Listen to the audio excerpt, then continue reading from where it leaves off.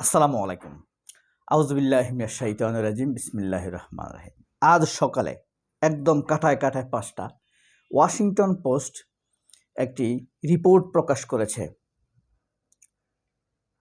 US 6 friends Bangladesh. মানে সন্দীপ ভর্মা বা এরকম কিছু নামের কোনো এক সাংবাদিক এই রিপোর্টটা লিখেছে।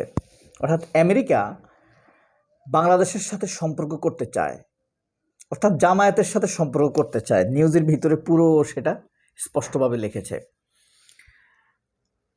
অর্থাৎ আমেরিকার গোপন আলোচনা কিন্তু এটা। এই গোপন আলোচনার সূত্র ধরে একটি তথ্য দিয়ে রাখি, এটা নিয়ে আপনাদেরকে বিশ্লেষণধর্মী ভিডিওটি আমি পরে শোনাবো। বাংলাদেশের 4 জন সাংবাদিককে 30 ডিসেম্বর ওয়াশিংটন মার্কিন এম্বাসিতে দাওয়াত দেওয়া হয়েছিল। 4 জনই মোটামুটি পরিচিত সাংবাদিক। তার মধ্যে একজনকে খুব ভালো করে চেনেন, খুব সুন্দরী, গাজী টিভিতে উপস্থাপনা করে, সেও ছিল। সে একটা 2 নম্বরই কাজ করেছে। আমেরিকার যে মিটিং হয়েছে বাংলাদেশের 4 সাংবাদিকের সাথে, পুরো সময়টা সে একটা মোবাইল রেকর্ড ওপেন করে রাখছে। সেই তথ্যগুলো বের হয়ে বাংলাদেশের ঝাড়ুদার এক সাংবাদিক, আরেকটা হলো আমেরিকায় থাকে বালের মহিউদ্দিন নাকি, এই 2টাকে গোপন তথ্যগুলো দিয়ে দেয়। এই 2টা আবার এই তথ্যগুলো ভারতে পাচার করে দেয়। এখন ওই মহিলা সাংবাদিকের চাকরি থাকে কিনা সেটা দেখার বিষয়। যাই হোক, এটা নিয়ে ভিডিও বানাবো পরে। তবে এটা কেন বললাম, এই নিউজটির সাথে এই সাংবাদিকদের, আমি বলছি না সাংবাদিকদেরকে দ্বারা কিন্তু গোপন তথ্য পাচার হয়, এরাই ভারতের দালালি করে বেশি। তো এই নিউজটির সাথে ওয়াশিংটন পোস্টের সন্তোষ ভর্মা যে রিপোর্টটি করেছে বাংলাদেশ নিয়ে, সেই রিপোর্টে ব্যাপারে এটার সাথে সম্পর্ক আছে। এই কারণে এই তথ্যটা আপনাদেরকে দিয়ে রাখলাম। এই তথ্যটা আপনাদেরকে দেওয়াটা যথেষ্ট প্রয়োজন ছিল। এই যে দেখেন হেডিংটা কি লিখছে, US 6 to friends. 6 to be friends মানে খুবই আকুতি নিয়ে আছে বাংলাদেশের সাথে। এখন ভিতরে এটা, এই নিউজটার ভিতরে সুন্দর একটা শব্দ আছে, they unlock the relationship with Bangladesh. অর্থাৎ আমেরিকা বাংলাদেশের সম্পর্কটা আনলক করতে চায়। তার মানে কি এতদিন সম্পর্ক ছিল না?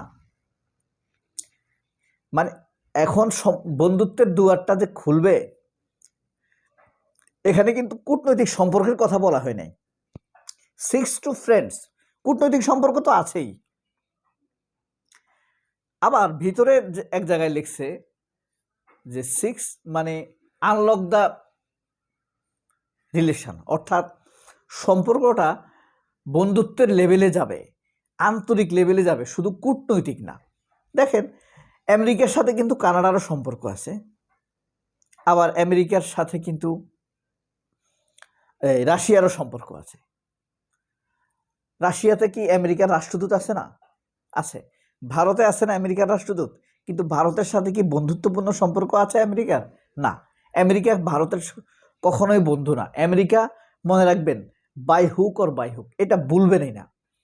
আমেরিকা সবসময় ভারতকে ব্যবহার করে, অলওয়েজ। ভারত আমেরিকার বন্ধু না, ব্যবহার করে। কেন? ওই যে চীনের বিরুদ্ধে ব্যবহার করতে হবে। চীন যদি এই অঞ্চলে আমেরিকার থ্রেট না হইতো, আমেরিকান ভারতকে নাস্তা নাবুদ করে দিত, তছনছ করে দিত, বলে দিলাম। তো যাই হোক, এই রিলেশনটা, এই নিউজটা যে লিখছে, সে আবার জামায়াতের নামের আগে লিখেছে once banned, banned, BANNED, band.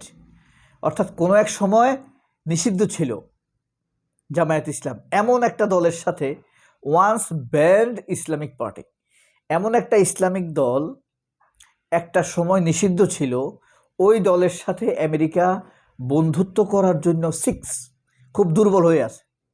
মানে আগ্রহী হয়ে আছে, এমন শব্দ ব্যবহার করছে।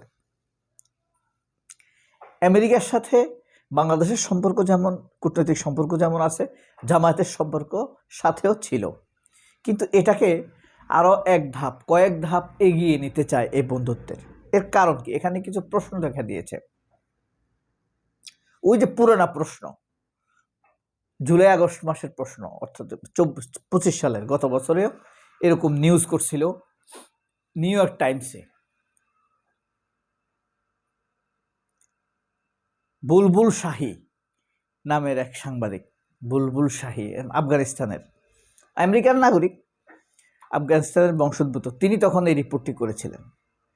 এবার করেছিল সন্তোষ বর্মা। আমেরিকা বা জামায়াত নিয়ে এখন প্রতিদিনই সারা ওয়ার্ল্ড নিউজ হচ্ছে।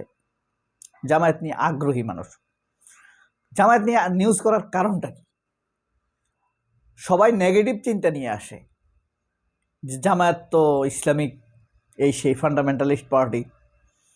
যখন জামায়াতকে নিয়ে স্টাডি করার জন্য আসে, তখন দেখে যে এদের সেন্ট্রাল বডিতে মাদ্রাসা পড়ুয়া লোকের সংখ্যা নাই বললেই চলে।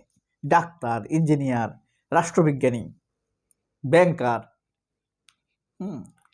ফরেন স্পেশালিস্ট, এরকম লোকেরা তাদের সেন্ট্রাল বডিতে। আবার দেখা তাদের উইমেন উইংস আছে, যেটা কোনো ইসলামিক দলে থাকে না। আসলে রিয়েল ইসলাম প্র্যাকটিস করতে গেলে তাদেরকে তো আপনি রাখতে হবে, তাই না? তাদের জামায়াতের মানে উইমেন্স উইংস, যেটা মহিলা শাখা, অর্থাৎ এখানে আপনার ড্রোন বিজ্ঞানী, ডাক্তার তো হিজিবিজি করে। হ্যাঁ, এদের মধ্যে ডাক্তার তো হিজিবিজি করে, ড্রোন স্পেশালিস্ট আছে এদের, কথা বলছেন? হ্যাঁ, স্মার্ট, লুক্রেটিভ, আকর্ষণীয় চরিত্রের অধিকারী, বৈশিষ্ট্যের অধিকারী, হ্যাঁ, কমিটমেন্ট রাখার ক্ষেত্রে পারকম, এরকম লোক আছে। যখন এগুলা যখন দেখে, তারা প্রথমে আসে না এটা তো ইসলামিক পার্টি, এদের সাথে আগ্রহ, মানে প্রথমে আসে কিউরিসিটি থেকে, প্রথম ধাপ জানার পর যা আগে আগ্রহ ভিতরে, এরপরে দেখে কি এটা তো মডার্ন একটা দল, পুরা মডার্ন। জামায়াত কিন্তু পুরা মডার্ন দল। এখন মডার্ন হওয়ার কারণে বাংলাদেশের সব তাদের দিকে ঝুঁকছে। আপনার এই ডাকসুগুলোতে ছাত্রদের কাছে যে জনপ্রিয়, এরপরে তারা নিজেরাই ভক্ত হয়ে যায় একটা পর্যায়ে, বুঝতে পারছেন? এই জিনিসগুলোই উঠে আসে এখন নিউজে।